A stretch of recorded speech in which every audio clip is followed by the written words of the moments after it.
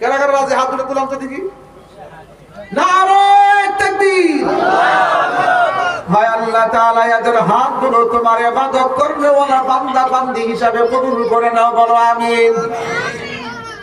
এখানে প্রশ্ন আসছে, অনেক মানুষ বলে শুকান বস্তু খাইলে রোজা নষ্ট হয় না। আরে রোজা থেকে শুকান বস্তু খাওয়া যাবে?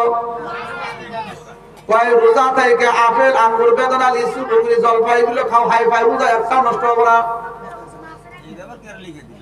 কথা বলছেন না? মুড়ি খাইলে সিরা খাইলে এগুলো রোজা নষ্ট হয় না। আল্লাহ রাসূল বলেছেন যে রোজা নষ্ট হয়ে যাবে। আল্লাহ পাক কোরআনে কারিমে বলেছেন, শুনেন দলিল শুনেন। আল্লাহ পাক বলেন সুম্মা আতিম্মুস সিয়ামা ইলাল লাইল, তোমরা তোমাদের রোজাকে সন্ধ্যা পর্যন্ত পূর্ণ করো। ওদিকে সন্ধ্যা হওয়ার 1 সেকেন্ড আগে যদি কেউ যাই না শুনে কিছু মুখ দিয়ে ঢোকায়, তাহলে ওর রোজা সারাদিন উপাস থাকে হবে, মাত্র কোনো রোজা হবে না। কথা বোঝা গেছে? 2 নম্বরে বর্তমান সময় দেখা যায় বহুত মাহফিলে অনেক বক্তা আছে, সে আলিম না, কিছুদিন নামাজ পড়ে তারপর বক্তা হয়, মাহফিলের মুখ্য বক্তা। যারা আলিম না, যারা আপনার কোরআন ও সুন্নাহর আলিম না, ওনারা যদি আপনার মাহফিলের বক্তা হয়, কিছুদিন নামাজ পড়ে, নামাজ পড়া তো লাগবে। নামাজ পড়াটা সবার জন্য, আলিম হোক আর জালিম হোক। কথা বুঝেন সবাই? নামাজ তো সবার জন্য পড়া লাগবে, কিন্তু আলিম না হইলে, কোরআন সুন্নাহ যদি শুদ্ধ না হয়, তাহলে আমি বলতেছি ওনাকে এই স্টেজে আলোচনা না করে মানুষকে ভুল মেসেজ দিয়ে দেন। আজকের আলোচনা যে করলাম, আল্লাহর কাছে মাফ চাইবো। কি হলো ভাই, সাউন্ড কমালেন কেন?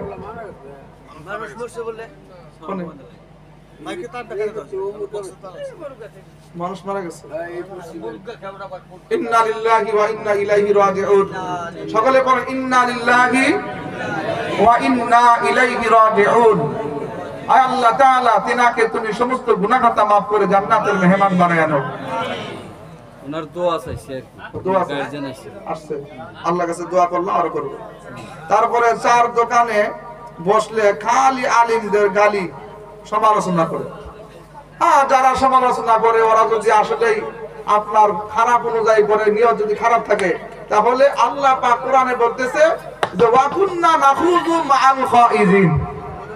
কিয়ামতের কঠিন মুসিবতের দিনে 3 নম্বর কারণ হবে জাহান্নামে যাওয়ার, যে মানুষ খালি মানুষের সমালোচনা করছে সমালোচনাকারীদের সঙ্গে। নাখুযু মানে অনর্থক কথাবার্তা বলা। নিজে তো নামাজ পড়বেই না, বরং নামাজীদের বিরোধিতা করে। আছে না মানুষ? নিজের জামাতেও যাব না, বরং একটা মানুষ ভালো হয়েছে, ও গাছ করে, তাবলীগ করে, মাশরা করে, 5 কাম মসজিদে চালু আছে, আছে না? ও মনে হয় এই সমাজের একটা বোঝা হয়ে গেছে। ওরা দেখলে মানে শরীর জ্বলে। তোমার শরীর জ্বলে তুমি মরেও যাও গা, তোমার জন্য জাহান্নাম হতে পারে, ওর জন্য নিশ্চিত জান্নাত হবে। আমিন বলেন। এটাই হলো দিন। আল্লাহ রাসূলকে সবাই ভালোবাসে? তার মধ্যে কিছু নেগেটিভ আছে না? হ্যাঁ, কিছু পজিটিভ, কিছু নেগেটিভ। আল্লাহ পাক মেরাজ থেকে আয়েশা আবু বকরকে বলছে, আবু বকর আমি তোমার একটা কথা কই, তুমি শুনবা? যে কি কথা? যে আমি আজকে রাতে মেরাজে গেছিলাম, 7 আসমান পাড়ি দিয়ে আরশ আজিমে মহল্লায় যাই, সেটা আল্লাহর সাথে মুলাকাত কইরা 50 ওয়াক্ত নামাজ দিছিল, 5 ওয়াক্ত কমাইতে কমাইতে নিয়ে আইছে, আমারও দিছে, আপনাদের সবাইকে পড়ে কইছে। এই মেরাজ কি তুমি বিশ্বাস করো? আল্লাহ রাসূলের সামনে আবু বকর বলছে, আপনার মুখ দিয়ে যদি কথা প্রকাশ হইছে, এর ভিতরে কোনো সন্দেহ নাই, অবশ্যই আপনি 7 আসমান পাড়ি দিয়ে আল্লাহর সাথে মুলাকাত করছেন। আল্লাহ পাক হযরত আবু বকরকে সিদ্দিক টাইটেল দিলেন, তুমি সবথেকে বড় সত্যবাদী, সিদ্দিকে আকবর। কথা বোঝা গেছে? তারপরে হুজুর বর্তমান সমাজে দেখা যায় জেনারেল মানুষ মসজিদের ইমাম বা আলিমদের ভুল ধরে কিছু বলেন। হুজুরদের যদি ভুল হয়, জেনারেল মানুষ যদি কোরআন সত্য থাকে, তাহলে ভুল ধরে ঠিক আছে। কিছুগুলো ভুল হুজুর এমন আছে খালি ব্রাঞ্চে পাস করেছে। কথা বলছেন না? আলহামদুলিল্লাহ আলহামদুলিল্লাহ কইতেছি। কিন্তু একটা জেনারেল মানুষ এমন আছে, যিনি আপনার ভালো একটা শিক্ষকের কাছ থেকে সূরা ফাতিহা মাস করছে, উনি বুঝতেছে আসলে ভুল হইছে, তাইলে এই হিসেবে ঠিক আছে। আর যদি হক্কানি আলেম, উনি নামাজ পড়ায় বা মাসলা মাসাইল কর, ওনার পিছনে লাইগা লাইগা যদি ভুল ধরার লাইনে থাকে, এদিক সেদিক হওয়া যায় না, তাহলে কিন্তু ঠিক হবে না। Human beings only commit mistakes. এই 2 ঘন্টার বয়ানের মধ্যে আমি খালি একটা ইংলিশ পাইলাম, মানুষ মাত্রই ভুল করে। না গরু ছাগলের মধ্যে ভুল আছে? হ্যাঁ, মানুষ মাত্রই ভুল হয়। তাহলে ভুল হইলে তার শুধরানি আছে। হ্যাঁ, তাহলে ভুল হইলে আলিমের ভুল হইলে আলিমে ধরবো। কথা বোঝা গেছে? আলিমের ভুল হইলে কারা ধরবো? আলিমে ধরবো, সাধারণ মানুষের। যেমন জামাতে যায় যারা, এটা উপর লেভেল থেকে কথা দেওয়া আছে।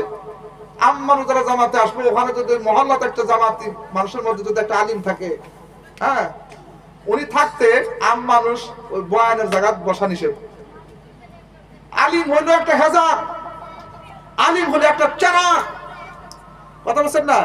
আলিম হইলো পূর্ণিমা চাঁদের চন্দ্রের মতো। সুবহানাল্লাহ বলেন। তাহলে ওই চন্দ্র যদি ওর থাকে, তারকার কোনো দাম আছে? কত কথা বলেন? যদি একটা হাজাক লাগাইছেন, ওখানে যে 5টা দামের ঝিনিপুয়ার লাইট দেখা পাবো, হ্যাঁ, ওই এক লাইটেই 1000 মানুষের আলো হবো যথেষ্ট। তাইলে ওই হাজাক জ্বালানো হবে। কথা বোঝা গেছে না? ওখানে হাজাক জ্বালালে সবাই আলো পাবো। ওই ঝিনিপুয়ার মতো টর্চ লাইট 0 ভোল্টেজের লাগা হয়ে আপনিও পাগলে যাবেন, সবটি নিয়ে যাবেন। গতিকে হাজাক থাকতে টর্চ লাইট ছোটটা জ্বালাইবেন। তারপরে সাদ সাহাবের একদল সাধারণ মানুষ আলিমদের গালি গালাজ করে। আসলে হ্যাঁ, সমাধান কি দিব? কে দিব? সমাধান কেনা দেব না? হ্যাঁ, সাদ সাহ, আমি এগুলো বিতর্কের মধ্যে এখন যাই না। তার মানে যারা, আপনারা কিছু করেন না, হ্যাঁ, আমি শুদ্ধ কথা বলতেছি। আপনারা কম যারা নবীদের ভুল ধরে। মুসা নবীর ভুল হয়েছে? হ্যাঁ, ঈসা নবীর ভুল হয়েছে? আমগো নবীর ভুল হয়েছে? হেদায়েত কার হাতে? যে বলবো আল্লাহর হাতে হেদায়েত নাই, আল্লাহর হাতে যদি হেদায়েত থাকতোই তাহলে আল্লাহ নবী বানাইল কে? জোরে কোন নাউজুবিল্লাহ। যে কহারে যে আল্লাহর হাতে হেদায়েত নাই, আল্লাহ মানুষের হাতে হেদায়েত দিছে, দলিল দেয়, তাহলে নবী বানাইল কে? তাহলে আলিম বানাইল কে দুনিয়া? তাহলে অনিমান আছে? এটা আমি হই না, কামনে অন্যকে কেরা হইতো? এটা আমার বাবা হইতে পারে, চাচা হইতে পারে, তাই বলে আমি কথা উল্টাই দিতে পারবো? কথা বলছেন নাই? হ্যাঁ, আল্লাহ পাক কুরআন থেকে তুলে শুনেন। হযরতে আলী রাদিয়াল্লাহু তাআলা আনহুর আব্বা জানের নাম ছিল আলী। আলী রাদিয়াল্লাহু তাআলা আনহুর আব্বার নাম ছিল আবু তালেব। উনি কিন্তু কালেমা বিহীন ইন্তেকাল করেছে। আল্লাহ রাসূল নিকটে গেছেন, যা যে আবু লাহাব, আবু জাহাল, উতবা ইত্যাদি এরা সবাই বসে রয়েছে। আল্লাহ রাসূল তার নিজের চাচা, রাসূলের নিজের চাচা না, আলী রাব্বা, আলী ইবনে আবি তালিব, মাথার নিকটে যে বসলেন রাসূল। বলতেছে, চাচা আপনি একটু কালেমাটা যদি পড়তেন, আমি তাও সুপারিশ করে আপনাকে জান্নাতের মেহমান বানাইতাম। চাচাই বললো কি, একবার আবু জাহেলকে দেখে, আবার আবু লাহাবকে দেখে, আবু তালেবকে, আবু উতবা সাহেবদেরকে দেখতেছে। দেখে দেখে বলে যে আমার বাপ দাদার 14 সিঁড়ির নসলের নাম মনে হয়ে গেছে গে। আমার খানদানের ইবাদতের কথা, মূর্তি পূজার কথা স্মরণ না হইলে, আমার যদি এটা দিন থেকে দূর হয়ে যেত, আমার ধর্মে চুনকালি লাগায়া মোহাম্মদ ভাইস্তে তোমার ধর্ম আমি মানতে পারলাম না, তুমি আমাকে কিছু মনে করিও। তাহলে এদিকে কালেমা পড়ছে। আল্লাহ পাক রব্বুল আলামিন তখন কোরআনে কারীমের মধ্যে আয়াত নাযিল করলেন, ইন্নাকা লা তাহদি মান আহাব্বাতা ওয়ালাকিন্নাল্লাহা ইয়াহদি মান ইয়াশা। আল্লাহু আকবার বলেন। আল্লাহ পাক বলে, হে রাসূল, আপনি যারে মহব্বত করবেন তারই হেদায়েত দিতে পারবেন না, আমি আল্লাহ যারে চাই তারই হেদায়েত দিব। বলেন সুবহানাল্লাহ। তাহলে কি বুঝলেন? হেদায়েত কার হাতে? আল্লাহর হাতে। হ্যাঁ, আমগো রহমাতুল লিল আলামিনের কাছে যদি হেদায়েতের চাবি দেয়, আর যে বলবে যে আল্লাহর কাছে হেদায়েত নাই, তাহলে কথাটা কি উল্টা হইল সিধা হইল? উল্টা হইছে না? তাইলে আপনারা বুঝেন, তাহলে যে সাবি হইকে ওই সাপ যদি কথাটা উল্টা কথা কয়, তাহলে আমরা মানি না।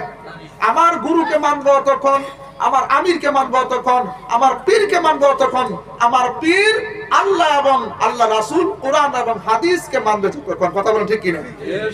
আমি ওই পীরকে মানি না, আমি ওই হুজুরকে মানি না যে পীর যে বা যে হুজুর আপনার কোরআন অনুযায়ী বলে না, নবীর সুন্নাত অনুযায়ী বলে না, ওনার 5 পয়সার দাম না, ওরা নাম মানা সব। কথা বলা গেছে? ওরে না মানলে সব পাবেন যদি আপনি দুর্তেমি করেন না। আমরা এই দলের মানুষ, আমরা এই দলে থাকি, যা লাগে যাবো, যাও জাহান্নামে যাও, তোমার কি ভালো করে ক্ষতি আছে? হ্যাঁ, কই বাপ দাদা 14 গোষ্ঠী নামাজ না পড়ে তো জাহান্নামে যা, আমি না পড়ে যাবো। দুনিয়ার একটা বিড়ির আগুন লাগে আর জাহান্নামের আগুন 3000 বছর প্রজ্বলিত কইরা আপনার এটা কালা বানাইছে। আর জাহান্নামের আগুন নারুল্লাহ, আল্লাহর আগুন। কার আগুন এটা?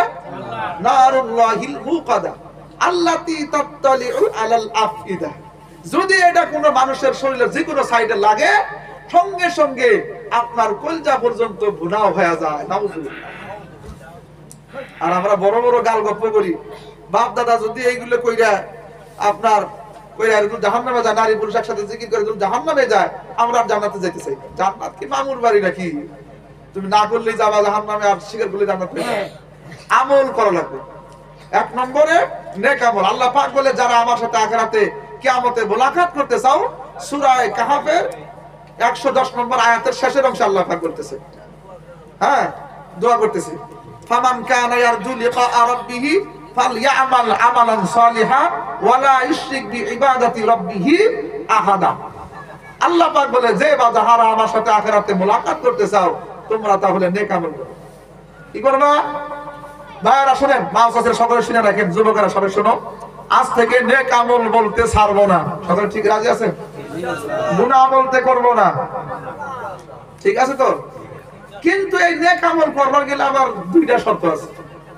একটা হইলো আপনার আল্লাহ রিজামন্দি উদ্দেশ্য থাকা লাগবে, আল্লাহকে খুশি করার উদ্দেশ্য থাকা লাগবে। 2 নম্বরে পরিপূর্ণ রাসূলের সুন্নতি পাবন্দির সাথে করা লাগবে।